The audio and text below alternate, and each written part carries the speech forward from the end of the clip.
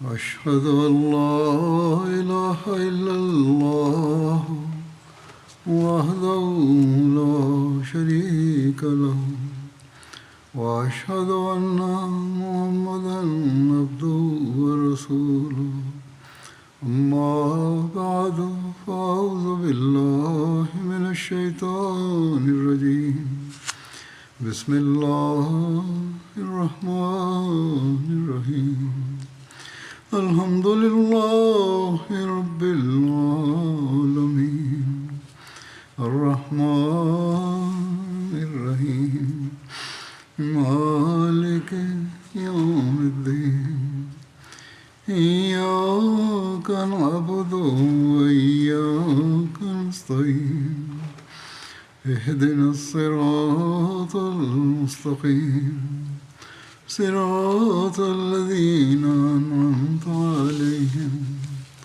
غير المغضوب عليهم ولا الضالين.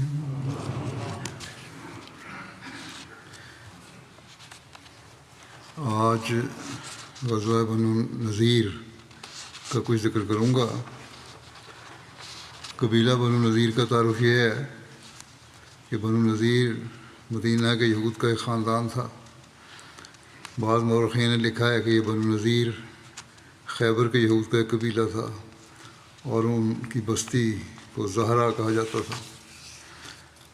رسول اللہ صلی اللہ علیہ وسلم جب مدینہ طیبہ تشریف لائے اس وقت بنو نذیر کا سردار حیی بن اخطب تھا. اس کے آباء و اجداد میں چھٹی نسل میں نذیر بن نہام کا نام آتا ہے جس کے نام سے یہ قبیلہ بنو نذیر کہلاتا ہے. ام المومنین حضرت صفیہ رضی اللہ عنہا بنو نذیر کے اسی سردار حیی بن اخطب کی بیٹی تھیں. حیی کتب کی تاریخ میں لکھا ہے حیی بن اخطب کا سلسلہ نسب حضرت موسیٰ کے بھائی حضرت ہارون سے جا ملتا ہے.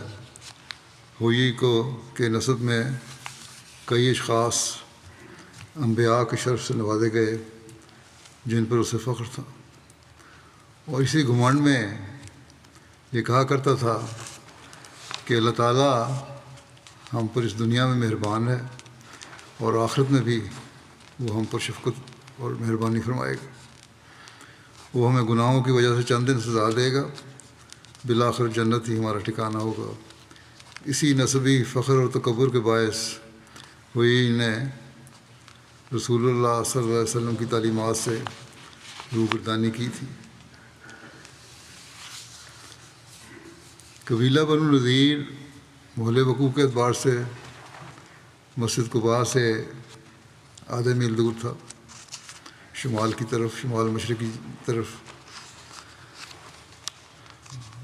اور وسطی مدینہ سے اس کی آبادی پہلے آتی تھی اور مسجد قباء اس سے تھوڑے فاصلے پر آگے جنوبی جانب واقع تھی. غزوہ بنو نذیر ربیع الاول 4 ہجری میں پیش آیا. ایک قول یہ ہے کہ غزوہ احد سے پہلے کا واقعہ ہے اور امام بخاری کا قول بھی یہی ہے. البتہ امام بخاری نے اسی جگہ یہ بھی لکھا ہے کہ ابن اسحاق کے نزدیک یہ جنگ احد اور بئر معونہ کے بعد ہوا تھا. البتہ علامہ ابن کثیر اور ان کے علاوہ اکثر مورخین اور سیرت نگاروں نے کہا ہے کہ غزوہ بنو نذیر غزوہ احد کے بعد ہی ہوا تھا. غزوہ بنو نذیر کے اسباب کے متعلق بیان ہوا ہے کہ قریش مکہ نے غزوہ بدر سے پہلے عبداللہ بن ابی بن سلول اور اوس اور خزرج کے دیگر بت پرستوں کو لکھا. اس وقت رسول اللہ صلی اللہ علیہ وسلم مدینہ میں تھے کہ تم نے ہمارے ساتھی کو پناہ دی ہے، مدینہ میں تمہاری تعداد سب سے زیادہ ہے. ہم قسم کھا کر کہتے ہیں کہ یا ان کے ساتھ قتال کرو یا انہیں اپنے شہر سے نکال دو یا پھر ہم عرب کو اکٹھا کر کے تم پر حملہ آور ہو جائیں گے، تمہارے جنگجوؤں کے ساتھ جنگ کریں گے تمہاری عورتوں اور بچوں کو تحت ایک کر دیں گے۔ کفار مکہ نے خط لکھا مدینہ کے سرداروں کو۔ جب ابن ابی اور دیگر بت پرستوں کو یہ خط ملا تو انہوں نے ایک دوسرے کی طرف پیغام بھیجا اور رسول اللہ صلی اللہ علیہ وسلم اور آپ صلی اللہ علیہ وسلم کے صحابہ کے ساتھ جنگ کا پختہ ارادہ کر لیا۔ جب حضرت صلی اللہ علیہ وسلم کو اطلاع ملی تو آپ صحابہ کی ایک جماعت کے ساتھ انہیں ملے، مدینہ کے سرداروں کو۔ آپ صلی اللہ علیہ وسلم نے فرمایا کہ قریش نے تمہیں سخت دھمکی آمیز خط لکھا ہے۔ یہ خط تمہیں کسی فریب میں مبتلا نہ کر دے کہ تم خود کو مکر و فریب میں مبتلا کر دو اور تم اپنے ہی بھائیوں اور بیٹوں سے لڑنے لگو۔ جب انہوں نے آپ صلی اللہ علیہ وسلم کی بات سنی تو انہیں بات سمجھ آ گئی اور انہوں نے اپنے ارادے ملتوی کر دیے اور منتشر ہو گئے، اور یوں قریش مکہ کی دھمکی کارگر نہ ہوئی۔ پھر قریش نے غزوہ بدر کے بعد یہود کی طرف ایک خط لکھا کہ تمہارے پاس اسلحہ ہے اور تم قلعوں کے مالک ہو، یا تو تم ہمارے ساتھی کے ساتھ قتال کرو وگرنہ ہم تم پر چڑھائی کریں گے اور تمہارے مردوں کو قتل کر دیں گے اور تمہاری عورتوں کو اپنی باندیاں بنا لیں گے۔ جب یہ خط یہود تک پہنچا تو بنو نذیر نے آپ صلی اللہ علیہ وسلم کے ساتھ دھوکہ کرنے پر اتفاق کر لیا، کیونکہ یہود کے قبائل تو پہلے ہی چاہتے تھے کہ کوئی موقع ملے اور مسلمانوں کے تسلط اور طاقت کو جتنا جلد ختم کیا جا سکے۔ اب انہوں نے سوچا کہ کوئی ایسا منصوبہ کیا جائے کہ نبی اکرم صلی اللہ علیہ وسلم کو نعوذ باللہ قتل کر دیا جائے۔ چنانچہ انہوں نے آپ کی طرف پیغام بھیجا کہ آپ 30 صحابہ کے ساتھ تشریف لائیں، ہمارے 30 علماء بھی آپ کے پاس حاضر ہوں گے، یہاں تک کہ ہم ایسی جگہ پر ملیں جو ہمارے اور تمہارے درمیان میں ہو، یعنی کوئی بھی ایسی جگہ چن لے جو مشترکہ ہے۔ وہ آپ کا کلام سنیں گے، یعنی ان کے لوگ۔ اگر انہوں نے آپ صلی اللہ علیہ وسلم کی تصدیق کر دی، یعنی ان یہودی علماء نے، اور آپ پر ایمان لے آئے تو ہم بھی آپ پر ایمان لے آئیں گے۔ دوسرے روز آپ 30 صحابہ کے ہمراہ ان کی طرف نکلے۔ 30 یہودی علماء بھی آپ صلی اللہ علیہ وسلم کے پاس آ گئے۔ جب یہود کھلے میدان میں نکلے تو انہوں نے ایک دوسرے سے کہا تم ان پر کیسے حملہ آور ہو گئے، حالانکہ آپ کے ہمراہ 30 ساتھی ہیں۔ 30 ساتھیوں کے ساتھ حملہ آور ہونا مشکل ہے، جو ایسے ساتھی ہیں جو آپ پر جان وار کرنے والے ہیں۔ اس پر انہوں نے یہودیوں نے آپ صلی اللہ علیہ وسلم کی طرف یہ پیغام بھیجا کہ ہم 60 افراد باہم کیسے افہام و تفہیم کریں گے۔ آپ ایسا کریں کہ 3 ساتھیوں کو لے کر آئیں اور ہم بھی اپنے 3 علماء لے آتے ہیں، وہ آپ کی بات چیت سنیں گے۔ اس پر آپ صلی اللہ علیہ وسلم نے 3 صحابہ کے ساتھ آنے کی بات مان لی۔ 3 یہودی علماء بھی نکلے۔ ان یہودیوں کے پاس خنجر تھے، وہ رسول اللہ صلی اللہ علیہ وسلم پر حملہ کرنا چاہتے تھے۔ آپ صلی اللہ علیہ وسلم تشریف لے جانے کے لیے تیار تھے۔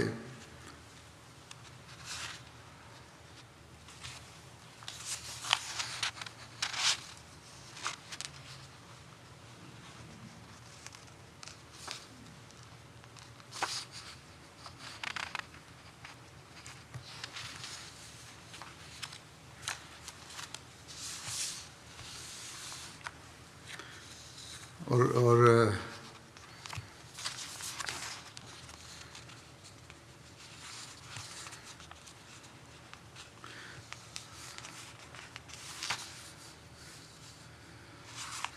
بہرحال آپ صلی اللہ علیہ وسلم تشریف لے جانے کے لیے تیار تھے اور راستے میں ہی تھے کہ بنو نذیر کی ایک خیر خواہ عورت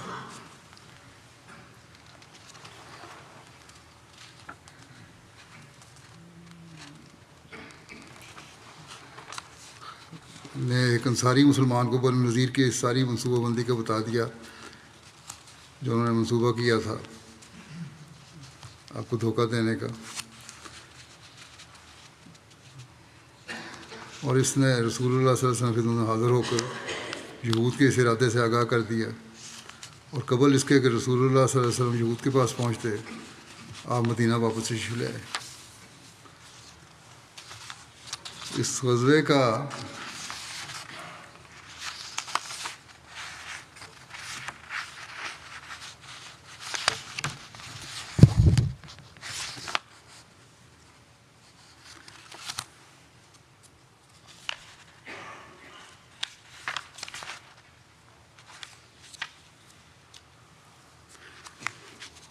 ایک اور سبب بیان کرتے ہوئے ایک مصنف نے لکھا ہے کہ بنو نذیر نے خفیہ طور پر قریش کو پیغام بھیجا اور انہیں رسول اللہ صلی اللہ علیہ وسلم سے جنگ کرنے پر اکسایا، بلکہ انہیں مسلمانوں کی چند دفاعی کمزوریاں بھی بتلائی تھی۔ یہ اس وقت کی بات ہے جب قریش مسلمانوں سے جنگ کرنے کے لیے احد کے پاس خیمہ بند ہوئے تھے۔ یہ سبب صرف موسیٰ بن عقبہ نے ذکر کیا ہے۔ بعض روایات کے مطابق جنگ احد سے پہلے یہود نے بھی قریش مکہ کو خوب بھڑکایا تھا، جس کے نتیجے میں جنگ احد برپا ہوئی تھی۔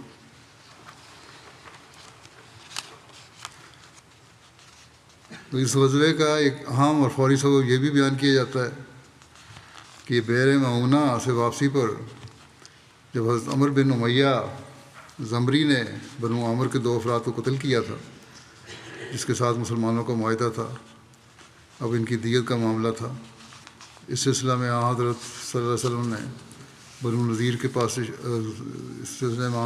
بنو نذیر کے پاس تشریف لے گئے تھے، کیونکہ رسول اللہ صلی اللہ علیہ وسلم نے یہود سے جو معاہدہ کیا تھا اس کی ایک شک یہ بھی تھی کہ ان یعاونوا فی الدیات، یعنی وہ لوگ دیت کا معاملات میں مسلمانوں سے تعاون کریں گے۔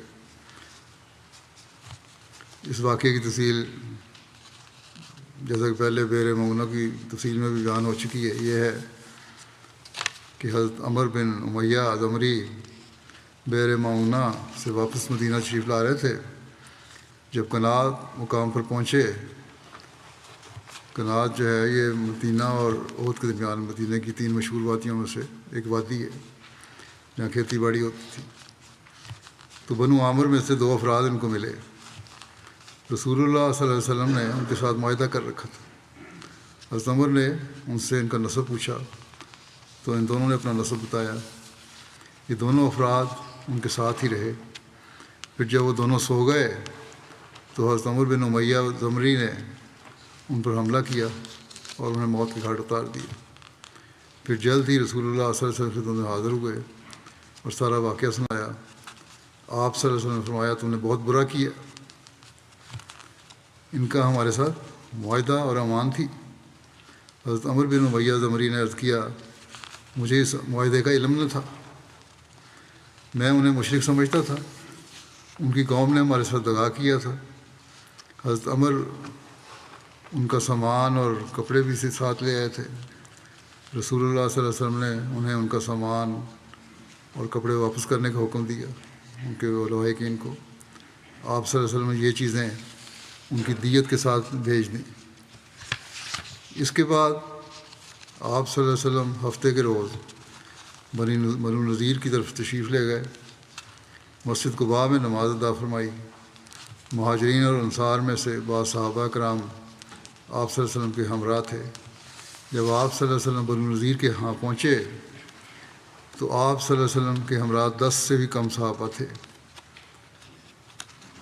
صلی اللہ علیہ وسلم نے انہیں اپنی محفلوں میں بیٹھے ہوئے پایا۔ آپ صلی اللہ علیہ وسلم بیٹھ گئے تاکہ ان کے ساتھ بات چیت کریں کہ وہ ان 2 آدمیوں کی دیت ادا کرنے میں آپ صلی اللہ علیہ وسلم کی مدد کریں جنہیں حضرت عمر نے قتل کیا تھا۔ اس غزوے کے اسباب کے متعلق حضرت مرزا بشیر صاحب نے بھی لکھا ہے، اس سے کچھ اور وضاحت ہوتی ہے کہ اس غزوے کا سبب بیان کرتے ہوئے ارباب حدیث و سیر مختلف وجوہات بیان کرتے ہیں، اور اس اختلاف کی وجہ سے اس غزوے کے زمانے کے متعلق بھی اختلاف پیدا ہو گیا ہے۔ ابن اسحاق اور ابن سعد جن کی اتباع میں سب لکھتے ہیں کہ میں نے جن کی اتباع کی ہے اس جگہ بلا کسی خاص تحقیق کے اختیار کی ہے میں نے یہ اتباع غزوہ بنو نذیر کو غزوہ احد اور واقعہ بئر معونہ کے بعد بیان کرتے ہیں، اور اس کا سبب یہ ہے، یہ لکھتے ہیں کہ عمر بن امیہ زمری جنہیں کفار نے بئر معونہ کے موقع پر قید کر کے چھوڑ دیا تھا، وہ جب واپس مدینہ کی طرف آ رہے تھے تو انہیں راستے میں قبیلہ بنو عامر کے 2 آدمی ملے جو حضرت صلی اللہ علیہ وسلم کے ساتھ معاہدہ کر چکے تھے۔ کیونکہ عمر کو اس عہد و پیمان کا علم نہیں تھا، اس لیے اس نے موقع پا کر ان 2 آدمیوں کو شہدائے بئر معونہ کے بدلے میں قتل کر دیا، جن کے قتل کا باعث قبیلہ بنو عامر کا ایک رئیس عامر بن طفیل ہوا تھا۔ گو خود قبیلہ بنو عامر کے لوگ اس قتل و غارت سے دشکش رہے تھے، انہوں نے جنگ نہیں کی تھی، لیکن بہرحال ان کو یہ تھا کہ اس نے دھوکہ کیا، اس لیے انہوں نے سمجھا کہ ہمارے دشمن ہے اور قتل کر دیا۔ جب عمر بن امیہ مدینہ پہنچے تو انہوں نے حضرت صلی اللہ علیہ وسلم سے سارا ماجرا عرض کیا اور ان 2 آدمیوں کے قتل کا واقعہ بھی سنایا۔ آپ کو جب ان 2 آدمیوں کے قتل کی اطلاع ہوئی تو آپ صلی اللہ علیہ وسلم عمر بن امیہ کے اس فعل پر بہت ناراض ہوئے اور فرمایا کہ وہ تو ہمارے معاہد تھے، اور آپ نے فوراً ان 2 ہر مقتولین کا خون بہا ان کے ورثاء کو بھجوا دیا۔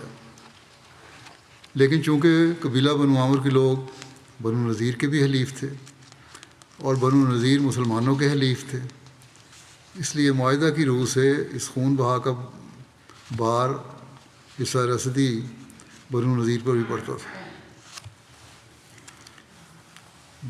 کچھ حصہ بنو نذیر کے ساتھ، کیونکہ ان کے آپس میں معاہدہ تھا، مسلمانوں کے ساتھ بھی، تو انہوں نے بہرحال شیئر کرنا تھا، اس میں کچھ حصہ انہوں نے بھی دینا تھا۔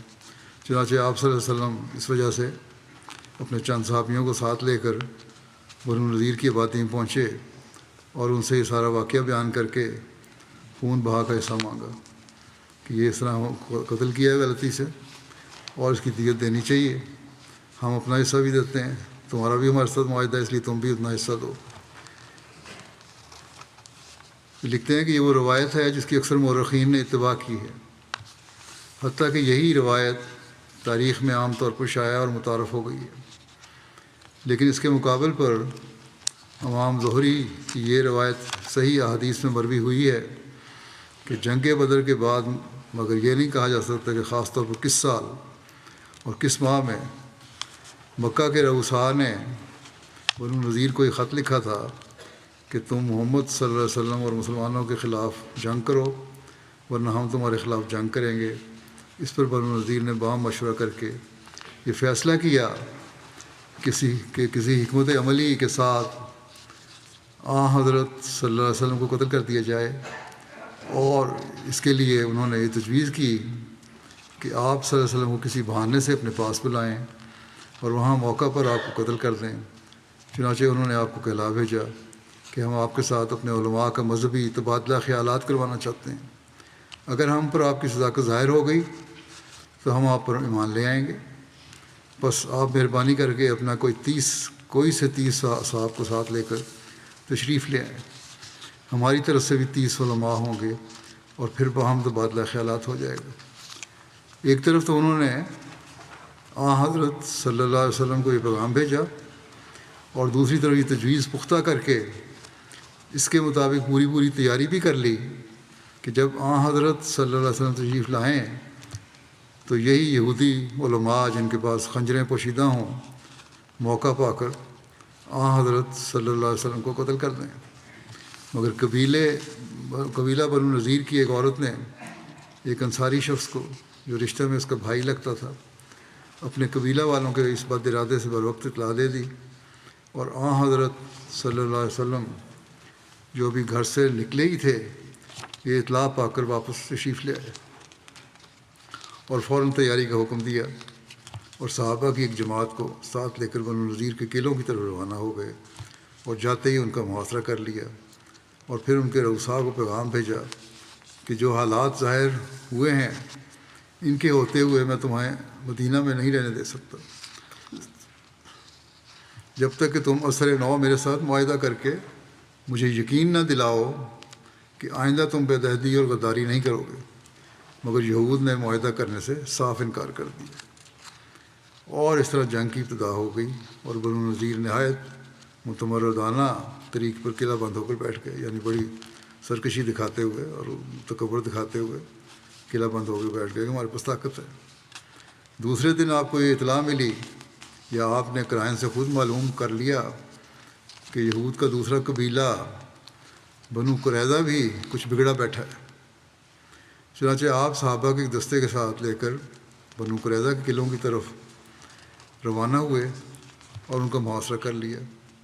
بنو قریظہ نے جب دیکھا کہ راز کھل گیا ہے تو وہ ڈر گئے اور معافی خواستگار ہو کر اسر نو حضرت صلی اللہ علیہ وسلم کے ساتھ امن و امان اور باہمی اعانت کا معاہدہ کر لیا، جس پر آپ نے ان کا محاصرہ اٹھا لیا اور پھر بنو نذیر کے قلعوں کی طرف تشریف لے آئے۔ لیکن بنو نذیر بدستور اپنی ضد اور عداوت پر اڑے رہے اور ایک باقاعدہ جنگ کی صورت پیدا ہو گئی۔ یہ وہ دو مختلف روایتیں ہیں جو غزوہ بنو نذیر کے باعث کے متعلق بیان کی گئی ہیں۔ گو تاریخی لحاظ سے مؤخر ذکر روایت زیادہ درست اور صحیح ہے، اور دوسری احادیث میں بھی زیادہ تر اسی روایت کی تائید پائی جاتی ہے، لیکن چونکہ پہلی روایت کو مورخین نے زیادہ کثرت کے ساتھ قبول کیا ہے اور بعض صحیح احادیث میں بھی اس کی صحت کی طرف اشارہ پایا جاتا ہے، چنانچہ امام بخاری نے باوجود زہری کے قول کو ترجیح دینے کے قبیلہ عامر کے دو مقتولوں کی دیت کا بھی ذکر کیا ہے۔ اس لیے ہماری رائے میں اگر دونوں روایتوں کو صحیح سمجھ کر ملا لیا جائے تو کوئی حرج لازم نہیں آتا۔ البتہ اس سے غزوہ کے زمانے کے متعلق ان روایتوں میں سے کسی ایک روایت کو ترجیح دینی پڑے گی، کیونکہ زمانے کے لحاظ سے ہر دو روایات کو صحیح تسلیم نہیں کیا جا سکتا۔ ایسا معلوم ہوتا ہے کہ بنو نذیر کی طرف سے مختلف مواقع پر مختلف اسباب جنگ کے پیدا ہوتے رہے ہیں، اور حضرت صلی اللہ علیہ وسلم انہیں ڈھیل دیتے رہے اور درگزر سے کام فرمایا۔ لیکن جب آخری سبب بیر معونہ کے واقعہ کے بعد ہوا تو آپ نے انہیں ان کی ساری کاروائیاں جتلا کر ان کے خلاف فوج کشی کا فرمائی۔ گویا یہ جتنے مختلف اسباب بیان ہوئے ہیں یہ سب اپنی اپنی جگہ درست تھے، مگر آخری تحریک کی سبب وہ تھا جو بنو عامر کے دو مقتولوں کی دیت کے مطالبہ کے وقت پیش ہوا۔ واللہ اعلم بالصواب۔ یہ ساری بیان جو میں نے کیا ہے یہ سیر خاتم النبیین میں سے لیا ہے۔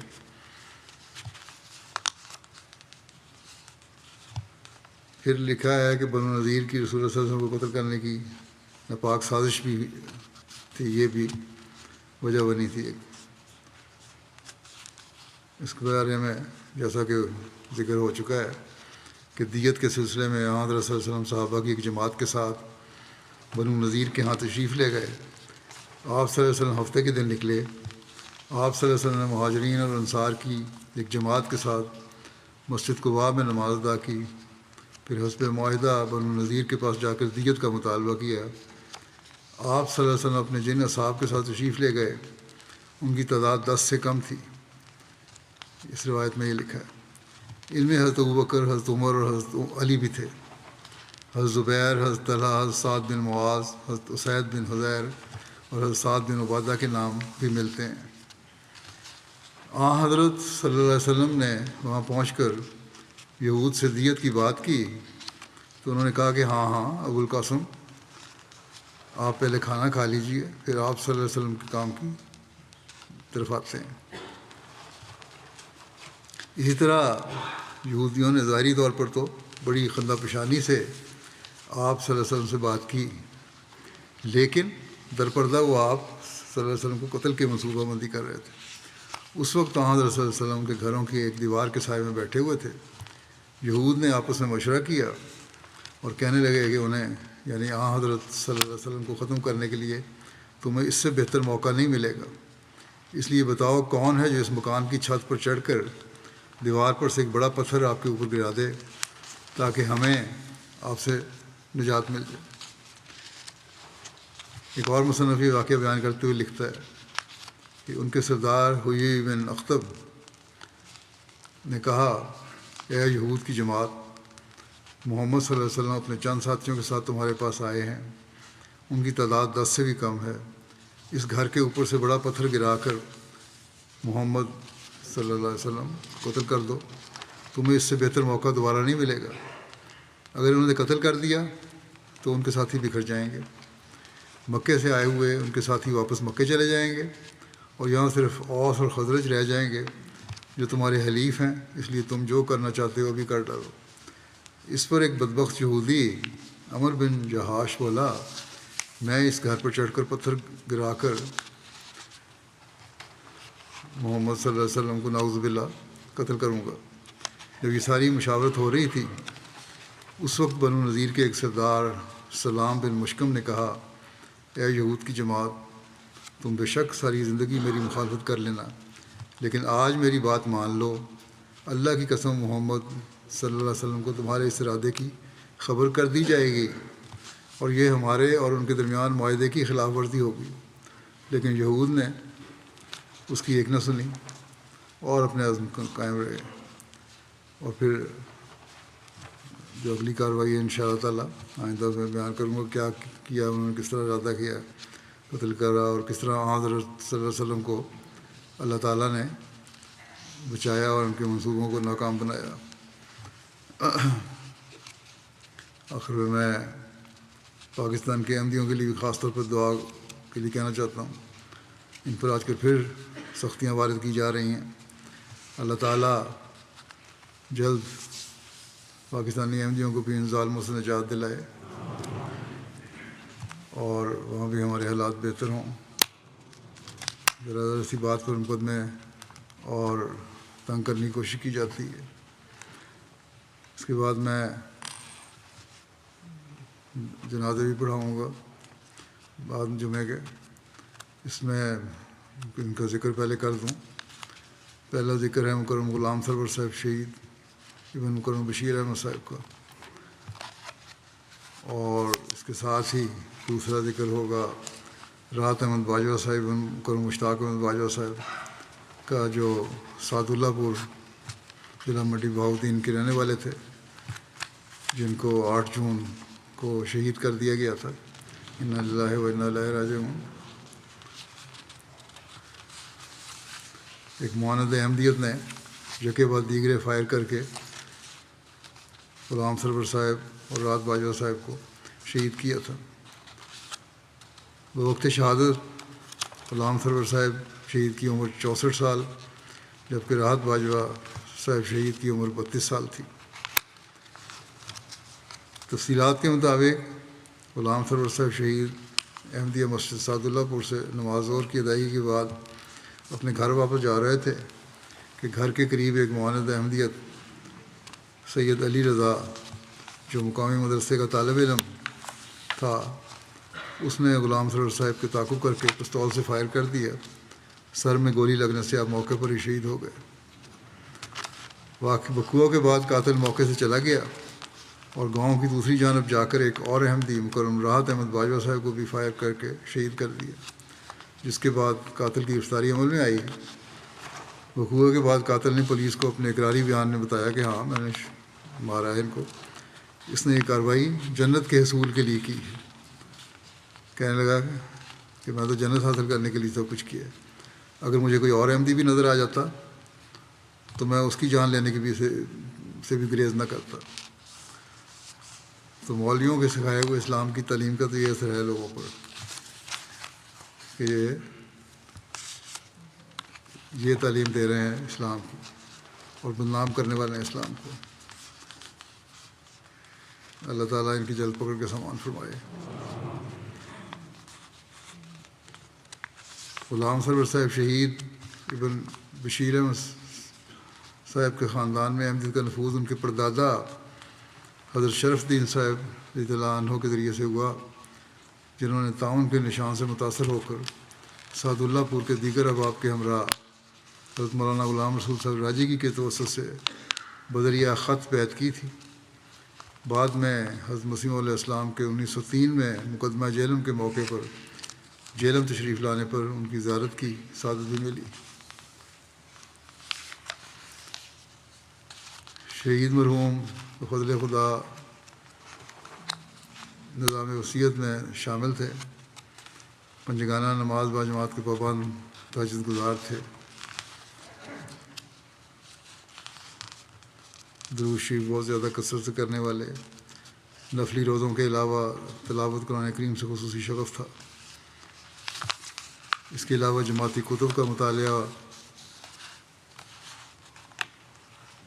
بہت باقاعدگی سے کرتے تھے، اور نفل روزانہ کا معمول تھا ان کا، جماعت کے لیے 2 نفل باقاعدگی سے پڑھا کرتے تھے، روزانہ کی بنیاد پر صدقہ دیا کرتے تھے، پردہ پوشی کے ساتھ مستحقین کی معاونت کرتے تھے، کبھی کسی سوالی کو گھر سے خالی نہ جانے دیتے تھے۔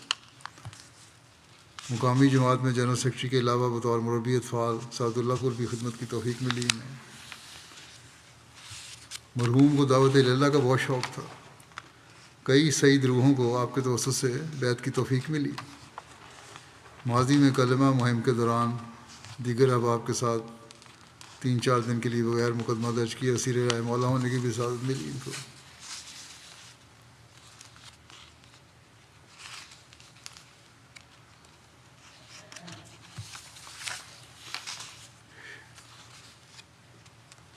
شاہد عمران ہیں، قائد ضلع، مرحوم کے بھتیجے بھی ہیں، کہتے ہیں کہ شہید مرحوم بار بار اس خواہش کا اظہار کیا کرتے تھے کہ اللہ تعالیٰ مجھے کسی ایسے کام کی توفیق دے جس کی بدولت جماعت احمدیہ کی تاریخ میں میرا نام سنہری حروف میں لکھا جائے۔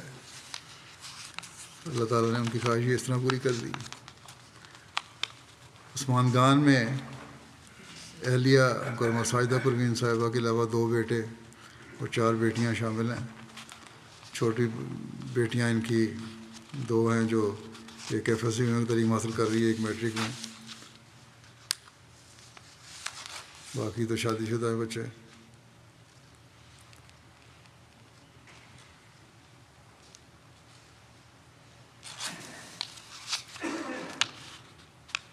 اطاعت کا جذبہ کہتے ہیں ان کمال کا تھا۔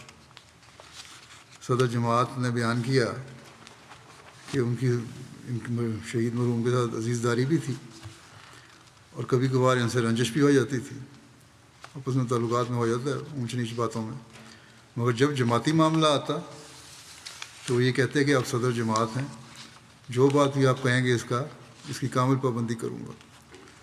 یہ ایک نمونہ تھا جنہوں نے دکھایا۔ بہت ساری شکایتیں آتی ہیں لوگوں کی کہ تعاون نہیں کرتے اپنی ذاتی رنجوں کی بنا پہ جماعتی نظام سے، لیکن انہوں نے کبھی یہ اس کا اظہار نہیں ہونے دیا، کامل اطاعت کے ساتھ انتظامیہ کی اطاعت کی۔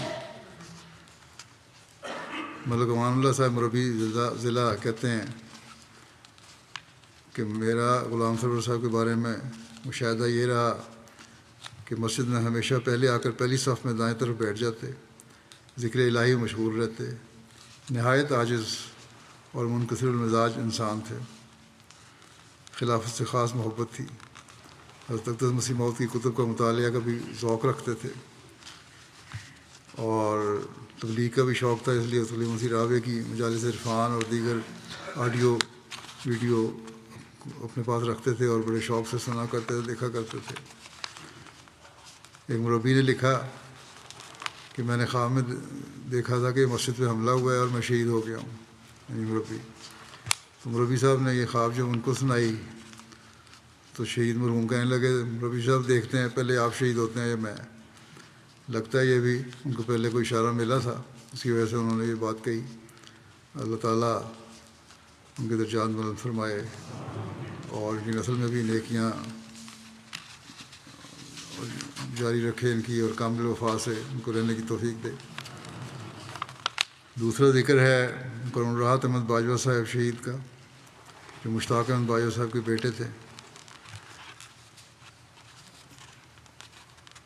تفصیلات کے مطابق رات باجوہ صاحب سعد اللہ پور بس اسٹاپ پر واقع اپنے پکوان سینٹر سے واپس اپنے گھر آ رہے تھے کہ مذکورہ قاتل سید علی رضا نے ان پر بھی پسٹل سے فائر کر دیا، سر میں گولی لگنے سے آپ بھی موقع پہ شہید ہو گئے۔ رحمت احمد باجوہ صاحب شہید کے خاندان میں اہمیت کا نفوذ ان کے دادا مکرم رشید احمد صاحب کے ذریعے ہوا، جنہوں نے اپنے بھائی مکرم حفیظ اللہ صاحب کے ذریعے 1978 میں بیعت کی تھی۔ شہید مرحوم وفد اللہ تعالیٰ نظام وصیت میں شامل تھے۔ جب بھی کسی احمدی کی شہادت کی انہیں اطلاع ملتی تو رشک سے اس امر کا اظہار کرتے کہ رتبہ تو قسمت والوں کو ملتا ہے۔ خلافت احمدیہ سے والہانہ عشق تھا، مہمان نوازی کا بس نمایاں تھا، نہایت ہنسمکھ انسان تھے، ہر کسی سے محبت سے پیش آتے، اگر کوئی منفی رویہ اختیار کرتا تو اس کا جواب مثبت رویہ سے دیتے۔ 1918 میں قادیان گئے ہیں تو ہر وقت مسجد میں یا بیت الدعا میں دعاؤں میں مشغول رہے۔ جب بھی جماعتی خدمت کے لیے بلایا جاتا فوری طور پر سب کام چھوڑ کے حاضر ہو جاتے۔ جماعتی پروگرامز کے ضمن میں مہمانان کے لیے خود کھانا تیار کرتے کیونکہ اپنا ان کی کھانے کی دکان تھی۔ ان کی یہ خواہش تھی کہ وقف کر کے دارالضیافت میں جائیں اور حضرت مسیح علیہ السلام کے مہمانوں کی خدمت کریں۔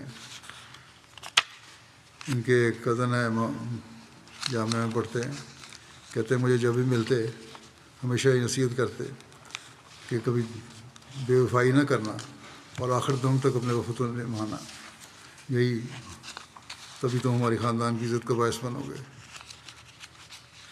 شہید مرحوم نے پسماندگان میں والدین کے علاوہ اہلیہ امت النورین صاحبہ، امت النور صاحبہ اور 2 بیٹیاں عزیزہ جویریہ عمر 4 سال اور زمل راحت 1.5 سال یادگار چھوڑے ہیں۔ اللہ تعالیٰ ان شہداء کو جنت الفردوس میں اعلیٰ مقام عطا فرمائے، رحمت اور مغفرت کا سلوک فرمائے اور جملہ پسماندگان کو صبر جمیل عطا فرمائے، انہیں اپنی حفظ و امان میں رکھے۔ ایک اور جنازہ ہے اس کے ساتھ کرم ملک مظفر خان جوئیہ کا، جو گزشتہ دنوں ان کی وفات ہوئی ہے 53 سال کی عمر میں۔ انا للہ و انا الیہ راجعون۔ اللہ تعالیٰ کے فضل سے موسی تھے۔ آپ کے بیٹے محمد مطیع اللہ جوئیہ صاحب مربی سلسلہ ہیں، آج کل ہوائی میں، اور ٹریول ڈاکومنٹس نہ ہونے کی وجہ سے والد کے جنازے میں اور تدفین میں شامل نہیں ہو سکے۔ مربی صاحب لکھتے ہیں کہ والد صاحب نہایت دیندار، متقی، غریب پرور، تہجد گزار، 5 وقتہ نمازوں کے پابند اور باقاعدہ تلاوت قرآن کریم با ترجمہ کرنے والے ایک نیک اور مخلص انسان تھے۔ 24 سال کی عمر میں 1953 میں انہوں نے خود احمدیت قبول کی۔ حضرت مسیح علیہ السلام کو قبول کرنے سے ان میں ایک انقلابی تبدیلی آئی اور اس وقت سے انہوں نے خدا تعالیٰ کی عبادت، خلافت سے وفا اور انسانیت کی خدمت کی مثالی زندگی بسر کی۔ آپ کی کو زندگی میں مختلف حیثیتوں میں جماعت کی خدمت کا ہی موقع ملا۔ 15 سال تک اپنی جماعت چک 152 شمالی میں صدر جماعت بھی رہے۔ کہتے ہیں آپ سے ہم نے کبھی کسی جماعتی عہدیدار کے بارے میں شکوہ یا شکایت نہیں سنی، ہمیشہ نصیحت کرتے کہ کوئی جماعتی عہدیدار چاہے سائق ہی ہو، اگر تمہارے گھر آئے تو خلیفہ وقت کے نمائندہ ہونے کی حیثیت سے اس کی عزت و اکرام تم پر واجب ہے۔ خود بھی عملاً ہمیشہ جماعتی مہمانوں اور عہدیداروں کا خاص احترام کرتے تھے۔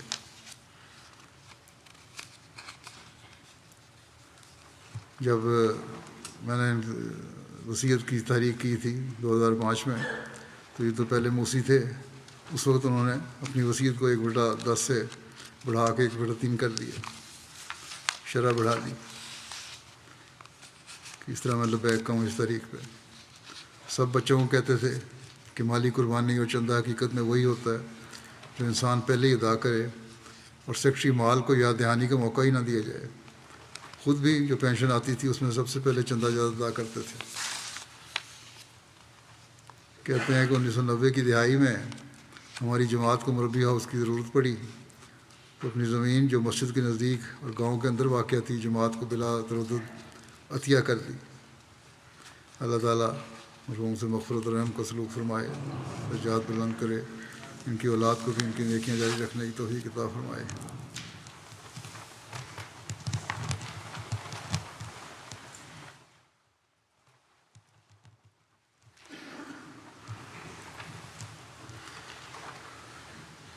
الحمد لله الحمد لله نحمده ونستعينه ونستغفره ونؤمن به ونتوكل عليه ونعوذ بالله من شرور أنفسنا ومن سيئات أعمالنا من يهده الله فلا مضل له ومن يضلل فلا هادي له ونشهد أن لا إله إلا الله ونشهد أن محمدا عبده ورسوله عباد الله رحمكم الله إن الله يأمر بالعدل والإحسان وإيتاء ذي القربى